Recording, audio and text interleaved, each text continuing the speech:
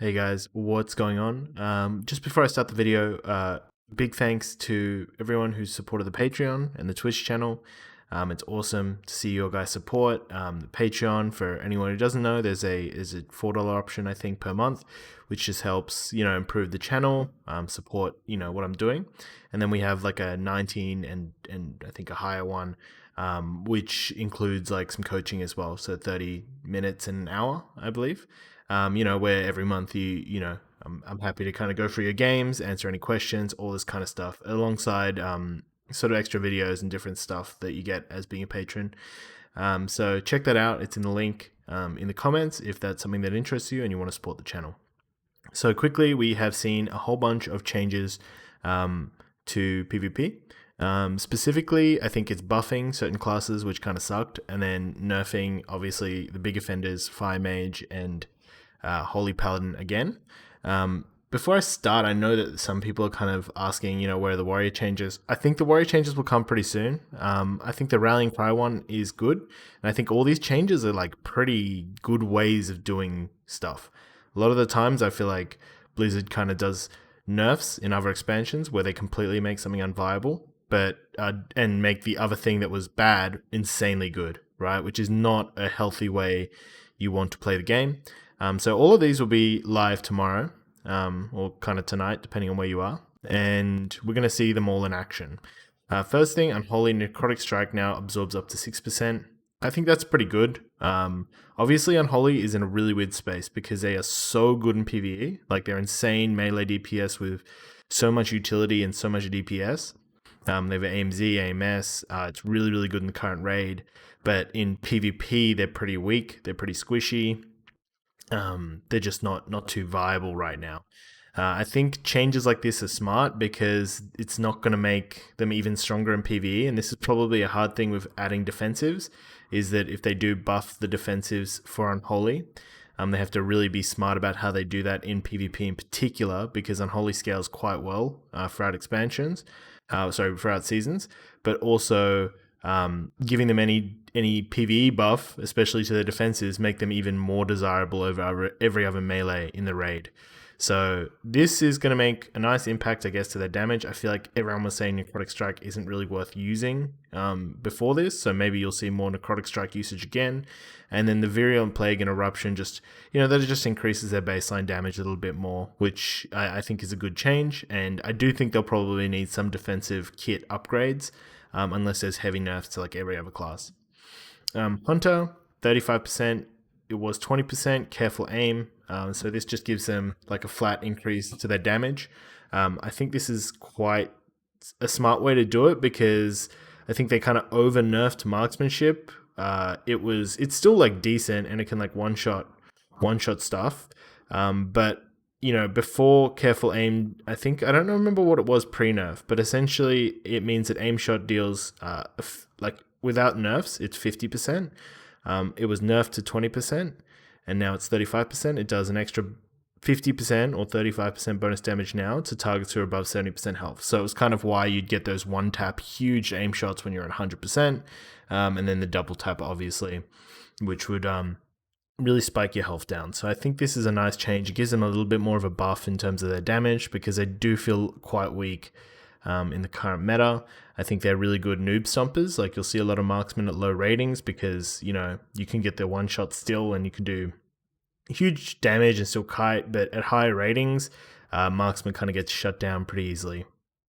BM's an awkward one. Like, Blizzard really doesn't like buffing Beast Mastery. There's been seasons where BM is absolutely insane, and I think they've even said in interviews they don't like it because it's the pets doing a lot of the damage and not really the people. But I think BM was really heavily kind of gutted between BFA and Shadowlands. So increasing their Bestial Wrath gives them a little bit more burst, makes them a little bit more viable, which I think they definitely need.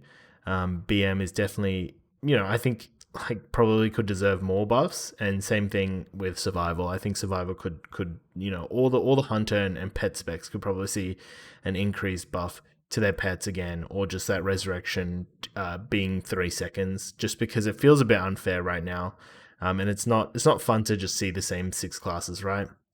So Mage, so obviously some pretty big changes with Mage. Dampen Magic reduces magical damage over time by 10%, was 20%. This kind of reduces their tankiness in against like Shadow Priests, Athlocks, pretty much anything that does a dot.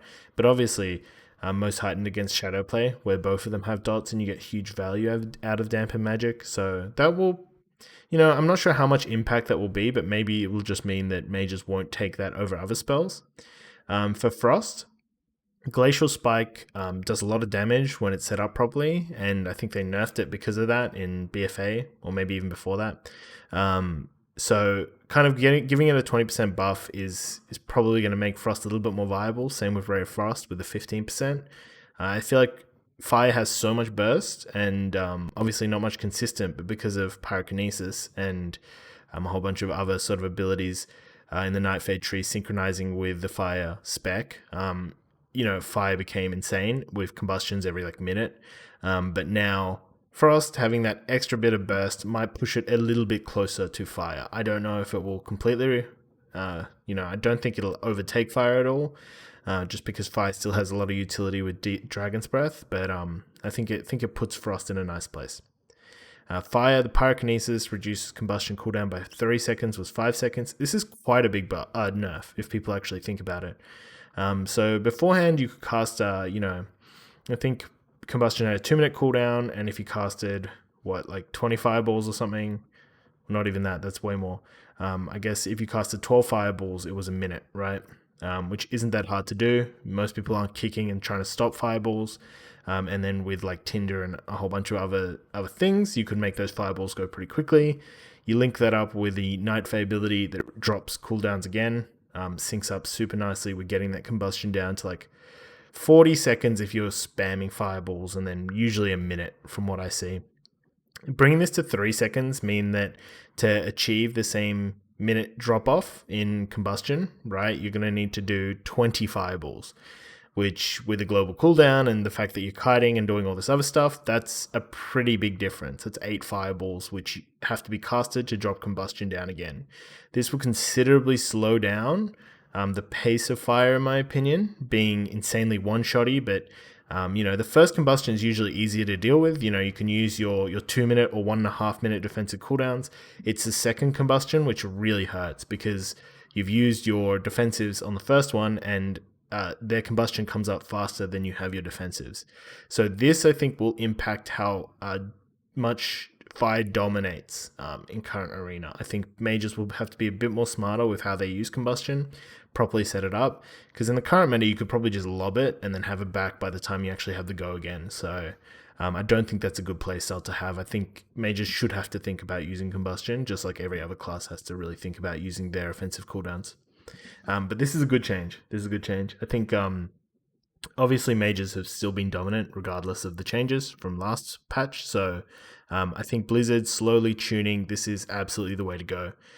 Chrysalis reduces Life Cocoon's cooldown by 40 seconds, was 25 seconds. So it's about almost 40% buff, which is still pretty good, but I don't know if this is enough to make Mistweavers viable. Life Cocoon just feels a bit weak right now. Maybe that changes as health pools go higher and, in other seasons. But I still don't know if this is enough to really make it super viable. You'll probably just see a few more Mistweavers because it's not going to be such a huge cooldown. But even then, the mana regen increased by 20%. This is I think mana regen's roughly 4 or 5% or something. Can't remember the exact number. This would overall be nice. But it's the regen, right? So regen is obviously not as important as reducing the cost of the spells, because you just get so much more out of that's kind of why Holy Pally feels so strong. Is the spells cost so cheap. Holy Lights are so cheap. Holy Shock so cheap. Wog is free, so their mana efficiency is just so high, even if they're spamming buttons. We'll have to see how much change that'll make. Hopefully, I think with a few more buffs to Mistweaver, they can kind of get on the same plane as the tier 2 healers, like Shaman and Druid, sort of the people that Shaman, Druid. What else? Is there any other healers I'm missing? No, really. Priest. I would say Priest is kind of tier 1 though in the right comp, but in a lot of other comps they're probably tier 2. So yeah, I think this is a nice change. Paladin damage through ulti sac is no longer affected by Blessing of Sacrifice rank 2 upgrade. This is an interesting one, which might see more people just use the baseline sacrifice, because I think so. Ultimate sac, for everyone who isn't aware, is the 100% sacrifice, which means that when they use sacrifice, they take all the damage. But Blessing of Sacrifice rank 2 reduces the damage that they take by 25%, right? And then if you pair that with a Paladin Aura Mastery or their shield, their wall, which is I think 40 or seconds or a minute, that means that they will get a huge reduction of that damage that's coming through. It's kind of why in other expansions, I feel like pre-BFA and stuff, when sac was used, it felt like the Paladin was actually going to die. But nowadays, unless you're pumping damage into that ulti sac, they usually kind of able to heal through it pretty efficiently. So this is going to make a pretty big deal because firstly, it's going to hurt Paladins in dampening, because when they hit that ulti sac, they're going to start to take a huge amount of damage that they need to heal through, which, if they don't have wings, they don't have the proper tools, they might not actually be able to heal through that without using a huge amount of cooldowns like bubble or wings to heal the ulti sac, which is kind of a double up. But I also think what you're going to see is swaps onto Paladins is going to be much more attractive when they use ulti sac. So before, you'd swap onto a Paladin sometimes when they are ulti sac, and if they're the wall up and like healing, like, and when I mean healing, it's like wings and procs, divine toll, they would just be able to live for it really easily. But now with the 25%, I guess, reduction removed, when you stun a Paladin as ulti sac and they're taking that dot, that's actually going to be pretty big damage, especially if you stun them sort of at the end of that ulti sac after they've used the wall, if they've tried to mitigate it. And then the mana regen is decreased by 30%. I'm interested to see how this goes. I think Paladins obviously feel like they never run out of mana, but given the nature of WoG and how cheap some of their spells are, I think this is in the right direction, but might not make as much of a deal as it looks like. 30% looks really big, but I don't know if that's going to actually make a huge impact to the game. Soon to be seen, right? We're going to see tomorrow, but obviously that's going to be helpful in dampening and in longer games where mana becomes more of an issue. But at the moment, Paladins are just so mana efficient with Word of Glory, Divine Toll, all these other buttons that they can essentially press for free sometimes. And if they get the Divine Purpose procs, they're just getting free healing nonstop. So I think these changes are in the right direction. I guess the big questions coming out of this: do I think mages and paladins are still going to be the best caster and healer? I think at the moment they still are, but the difference is so close now. I think there's casters like Shadow Priests and I wouldn't really say warlocks, but like Ellie Shamans, which are definitely pushing up onto the mage's spot as a top caster. I think with paladins in particular, they're still super efficient at healing that burst damage and using their cooldowns, and they have so many buttons to press. But I think with the ulti sac nerf, this means the paladins can die a lot easier when they use a button. They have to think about it a bit more. And if they don't run the button, they run weak sac. That's a pretty big deal too, because right now ulti sac feels like pretty much an immunity. If the paladin has healing, right? You just throw it onto a target and nothing dies. So definitely something to consider. I realized I didn't have the alerts off, so it's probably a couple of alerts coming in there too. I'm keen to break this down more, and I'll probably be talking a little bit more on stream as well once I do a bit more research. I just wanted to get this out there for people who are a bit confused with what the changes actually mean. Yeah, what are your thoughts? Is this in the right direction? Do you think there needs to be more nerfs to classes? I think with the paladin nerfs and the mage nerfs, I think warriors might be getting a bit closer look at, especially with that damage buff and how dominant we are in arena right now. So what do you think is the fairest buff to nerf to warriors, right? Is it damage? Would it be utility? And what utility?